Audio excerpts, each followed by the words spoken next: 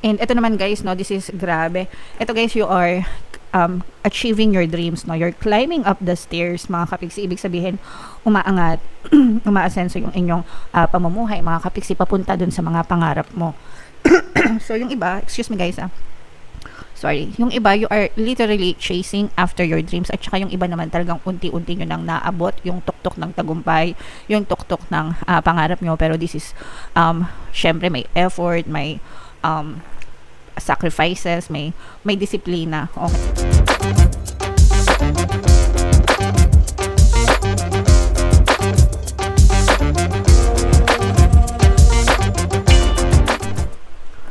Hello guys, hello Scorpio. Welcome back to Pinoy Pixie Tarot. Ang pamagat ng episode natin for tonight is full moon kapalaran para sa Scorpio ngayong May. Sun, Moon, Rising sign in Venus. Yung ating full moon guys ngayong May ay sa May 12, tapos yung next na full moon naman natin ay sa June 11 mga kapiksi. So, ang reading na to ay para sa period na yan. And ang pamagat guys ng ating full moon ay flower moon mga kapiksi. Also guys, sa mga naghahanap ng mga pampaswerte na bracelet, lucky charms, Venturin at saka Citrine yung pinaka-recommended ko. May mga products tayo guys sa description box nitong video. Check nyo na lang, i-click nyo lang yun, diretso checkout na mga kapiksi. So, Scorpio, ito yung moon message para sa inyo guys. It's time to release negativity. Ayan guys. Okay? Nakikita nyo ba? Ayaw. Ayan. It's time to release negativity. And ito naman guys, no, kung hindi naman kayo negative na tao by nature, 'di ba? Hindi niyo naman 'yan masyadong poproblemahin. Ang magiging problema nyo lang ito kung nasanay kayo guys na mag-isip ng kanigahan sa buhay nyo. And if that's the case, dapat talaga na tigilan nyo na mga kapiksi yung pag-iisip ng nega, because it's sabotaging your life guys. You always have to remember na kung your energy flows, no? Your energy flows where your attention goes. So, kung nasan yung attention nyo, yung energy nyo, nandun din, okay? And kung ano yung pinagbubuhusan ng energy nyo, or kung saan nakafocus yung energy nyo, yun yung napupush out sa experience nyo mga kapiksi. So, kung ayaw nyo ng negative na experiences, mga negative na kadramaan sa buhay, by all means, please avoid being negative, no? Kailangan i-let go nyo na yan, i-release nyo na yan guys, kasi kayo lang yung maghihirap, kayo lang yung magsasuffer, and you have to think positively, no? Hindi lang para i-motivate kayo guys, pero yun talaga dapat yung ginagawa nyo para araw-araw guys, positive lang din yung ma-experience nyo sa buhay. Okay? So, yeah. Attune to the moon guys, emote. It's all better out than in. So, ilabas nyo lang guys yung mga emosyon nyo, diba? Wag yung pigilin, wag yung express yung nararamdaman nyo. Cry if you must, no? Kung gusto nyo umiyak, umiyak kayo. Kung gusto nyo magngangawa dyan, gawin nyo, okay? Pero do it once, do it twice, okay na? Basta na ilabas nyo na, diba? Pagkatapos nun, tigil na mga kapiksi, and magkaroon kayo ng disiplina, no? To reclaim your power, take your power back, 'di ba? Iiyak nyo na ngayon, tapos sabihin nyo, eto na yung last time na iiyak ako, after nito okay na ako, 'di ba? Makakaraos din ako, makasurvive ako, malalampasan ko itong mga pagsubok na to, or whatever, kung ano man yung pinag-iiyak nyo, mga kapiksi, okay? So, help yourself mga kapiksi. Additional meanings for this card guys, it's time to move from living fearfully to living joyfully. Fearfully is a negative, or fear is a negative state, whereas joy is a positive state, diba? So again, babay na sa kanigahan guys, and hello kasiyahan, alright? And grudges are toxic, no? Sobrang toxic na mga grudges, mga hinanaing. Let something go, yung mga negative emotions guys, yung palagi ko sinasabi sa inyo,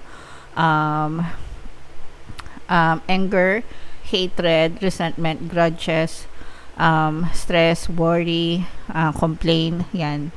Lahat yan, negative. So, magbabay kayo dyan. And, tapusin nyo na yan. Para matapos na rin yung paghihirap nyo sa buhay. Kasi, kung paulit-ulit pa kayong mag-iimo, kung paulit-ulit pa kayong magagalit, maghihinanakit, guys, kayo lang din yung magsasuffer. Kasi, paulit-ulit nyo siyang hinihila pabalik sa buhay nyo. Okay? Again, energy. Energy flows where your attention goes. Diba? So, wag nyo nang pahirapan yung sarili nyo, guys. Okay? Alright.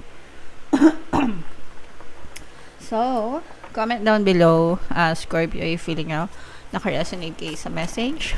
Tingnan natin tong mga ganap sa inyo ngayong full moon season. Shuffle natin to, guys. Habang sinashuffle ko to, panoorin nyo muna yung video natin regarding sa ating paano mag-manifest ng abundance video course. Kapiksi, sawa ka na ba sa mga struggles at hirap sa buhay mo? Masipag ka ba at masikap sa buhay ngunit hindi ka pa rin umaasenso?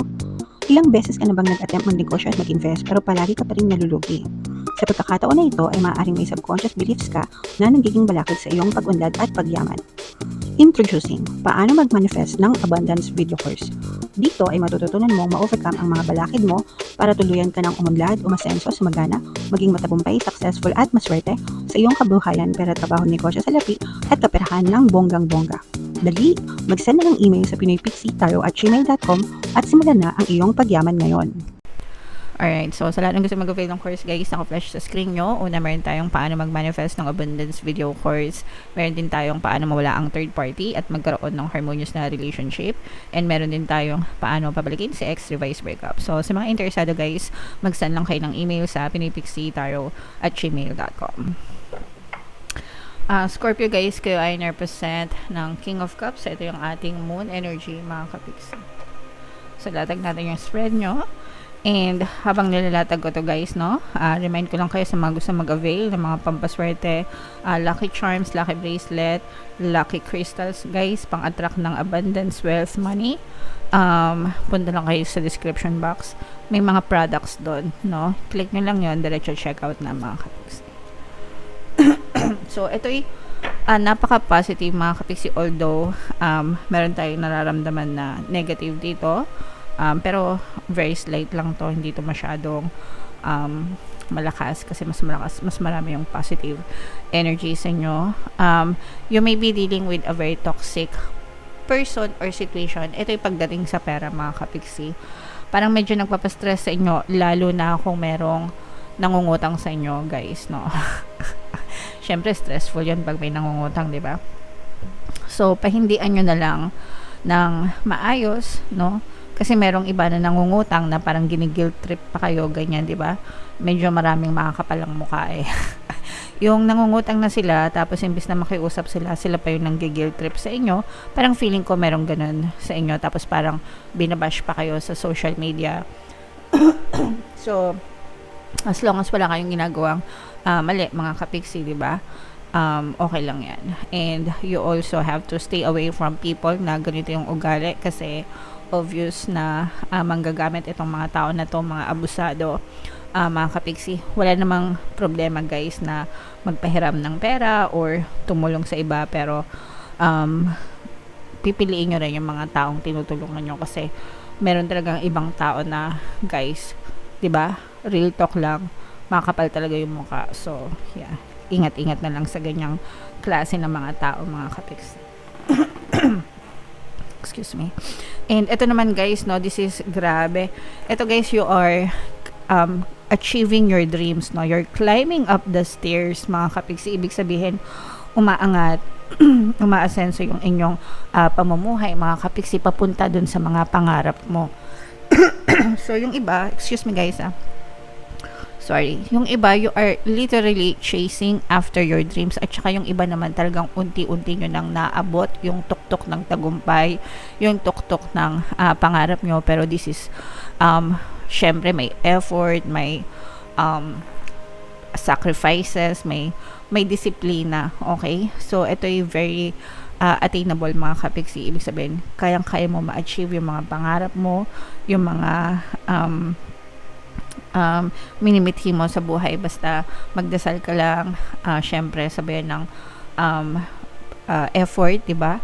At saka positibong mental diet mga kapiksi. So, mararamdaman nyo guys na talagang konting-konti na lang pwedeng nyo nang maabot yung mga pangarap nyo, or parang you are living your dream life na talaga mga kapiksi. So, i-mind nyo na tong pag-unlad na to, pag-asenso, dream life mga kapiksi. For some of you guys, maaaring merong magbalik from your past mga kapiksi, and itong person na to, especially kung nakagawa sa'yo ng kasalanan, ito, maaari itong mag-offer ng sorry, apology, mga kapiksi. Pwede makikipag-reconcile, no? Ibig sabihin, makikipagbate, not necessarily makikipagbalikan, mga kapiksi, pero makikipagbate, definitely. So, pwedeng ex-lover or anybody from your past na nakatampuhan mo, nakasagutan mo, ganyan. So, maaari kayong magkabati nitong person na to, mga kapiksi. Sa mga may negosyo naman guys, parang unti-unti nyo nang na-establish at saka unti-unti na rin na may pumapasok na pera sa inyong mga negosyo, no? So, let's say for example, baka may tindahan kayo or may online store kayo na kakabukas lang, ganyan. So, unti-unti nang may pumapasok na customer, unti-unti na kayo nagkakaroon ng sales, mga kapiksi. So, syempre, effortan nyo lang yan, guys. May mga pampaswerte tayo sa negosyo, no? Pampadami ng customer, ganyan. Super effective yun, guys. Pakinggan nyo lang. Makakatulong yun sa inyo. So, ito, guys, no, yung sinasabi natin, deceptive energy. Kasama na itong stressful na energy na to mga kapiksi. So, wag kayong magpapauto guys, no, sa mga nangungutang, especially mag-ingat kayo. Ito yung magdadala ng sakit ng ulo talaga sa inyo, guys, kapag pinatulan nyo yung mga nangungutang na yan, ng guilt trip na yan. And sabi ko nga, no, parang sisirain pa kayo nitong person na to, guys, no, lalo na kapag natakbuhan kayo sa pera, mga kapiksi. Lalo na kung mga OFW kayo, guys, no, nasa ibang bansa. Tapos, merong taga Pilipinas, ganyan, na kahit kamag-anak nyo pa yan, mga kapiksi. So, always mag-ingat, guys, no. Feeling ko nga, yung iba sa inyo, baka kamag-anak nyo pa yung nanloloko sa inyo or nananabotay sa inyo. So, make sure na mag-ingat kayo sa pagpapaluwal ng pera, guys. Okay? So, yeah, comment down below mga kapiksi if feeling nyo naka-resonate kayo. And for more tarot readings, guys, ito yung playlist nyo. Ito naman yung ating success stories ng paano mag-manifest ng abundance video course. Click here to subscribe, guys. Ito yung ating mga pampaswerte subliminals. Thank you for liking, sharing, and subscribing. See you again next time. I love you all mga kapiksi. Have a nice day. Bye-bye.